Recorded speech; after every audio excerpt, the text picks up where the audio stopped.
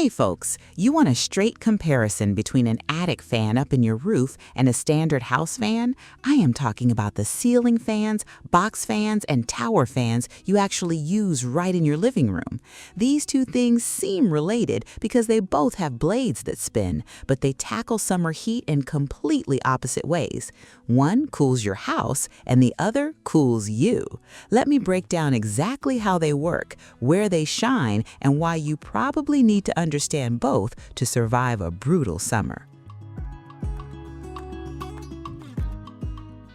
The core function of cooling. Here is the fundamental difference you need to grasp before we look at anything else. An attic fan is a structural tool. Its entire purpose is to manage the temperature of the building materials that make up your home. It never interacts with you directly. You do not feel a breeze from it. A standard house fan is a human comfort tool. Its entire purpose is to manipulate the microclimate directly around your physical body. If you leave a house fan running in an empty room, it does absolutely nothing to cool the room down. In fact, the friction from the motor actually makes the room slightly warmer over time. Understanding this distinction is the key to figuring out why you use them at completely different times. The different tools in the house fan arsenal.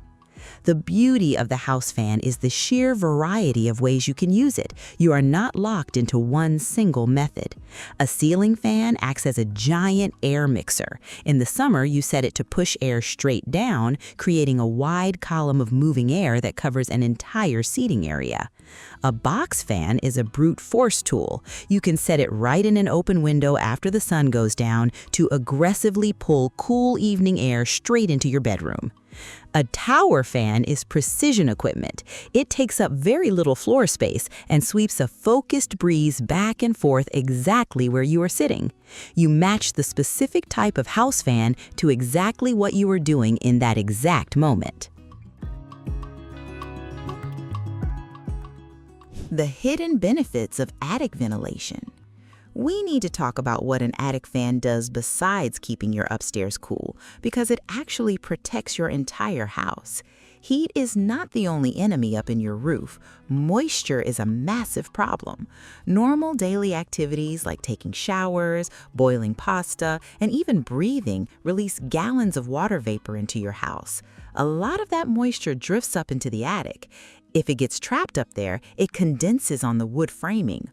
Over time, that moisture breeds black mold and literally rots the wooden bones of your house. By constantly circulating the air, an attic fan flushes that moisture outside. Furthermore, by keeping the roof deck cooler, an attic fan stops your expensive roof shingles from literally baking and curling up at the edges. It extends the life of your roof by years. Placement and flexibility. The way you interact with these two fans could not be more different. An attic fan is a permanent piece of infrastructure. Once it is installed, you basically forget it exists. It sits hidden away above your ceiling, completely out of sight. You do not move it, you do not aim it, you rarely ever look at it. It is hardwired into your electrical system and usually hooked up to an automatic thermostat. It knows when it needs to work and turns itself on and off without you ever lifting a finger. A house fan is the ultimate flexible tool. You have total control over it. You can pick up a pedestal fan and move it from the kitchen to the garage. You dictate the airflow. But this also means you have to actively manage it. You have to step over power cords, find empty wall outlets, and remember to turn it off when you leave the room. The noise factor in your daily life. We have to talk about noise because this is something you live with every single day.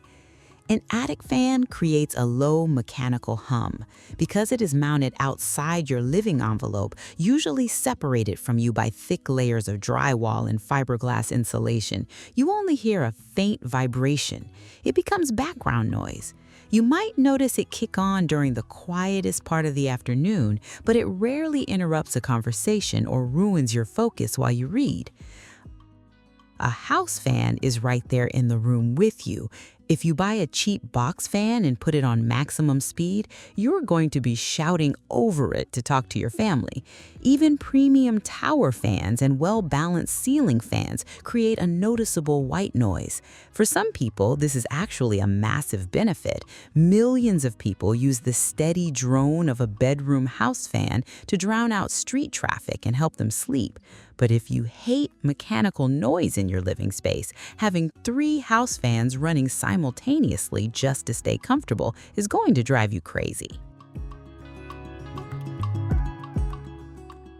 Maintenance and longevity.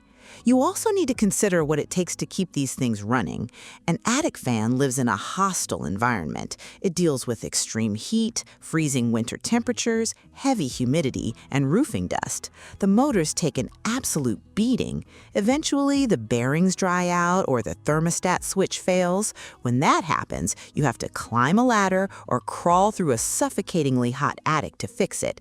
It is a miserable repair job that most people end up paying a professional electrician or roofer to handle. A house fan requires almost zero real maintenance. They gather dust. Every few months, you might have to wipe down the blades of your ceiling fan or take a vacuum attachment to the front grill of your tower fan. That is it. If a $20 box fan burns out after 5 years, you simply throw it in the recycling bin and buy a new one at the local hardware store. There is no stress, no repair bills, and no crawling through itchy fiberglass insulation. Operating costs and energy efficiency. Let us look at what these machines actually cost to run. Both of them are incredibly cheap compared to running a heavy central air conditioning compressor, but they pull different amounts of power. A motorized attic fan usually draws anywhere from 200 to 400 watts, depending on how big the motor is. If it runs for 6 hours a day during a hot month, you will see a small bump on your electric bill. But remember, by exhausting that heavy attic heat, it's actually saving your main air conditioner from working as hard. It usually pays for itself in energy savings.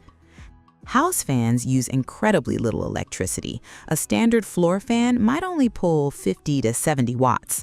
A modern ceiling fan with a direct current motor uses even less. You can run a house fan right next to you all day long for pennies. The problem is that people forget how they work. People leave ceiling fans running in empty rooms all day long thinking it is keeping the room cool. It is not. It's just wasting electricity. Remember, fans cool people, not rooms. If you're not in the room to feel the breeze, the house fan is just burning money. Final verdict? You don't really choose between an attic fan and a house fan. They're two halves of a complete strategy to survive the summer. If your bedroom feels like an oven by 8 o'clock at night and your air conditioner just can't seem to keep up, you probably need an attic fan to stop the heat from invading your house in the first place. You need to defend the perimeter. But if you're sitting at your kitchen table and you just need immediate relief right now, nothing beats the direct blast of a good house fan. An attic fan manages the unseen battle going on above your head, protecting your home and your air conditioning system. The house fan manages your personal comfort, keeping the air moving and the sweat evaporating. Use the attic fan to keep the house from getting insanely hot. Use the house fan to keep yourself comfortable while you're actually in the room. They both have a job to do.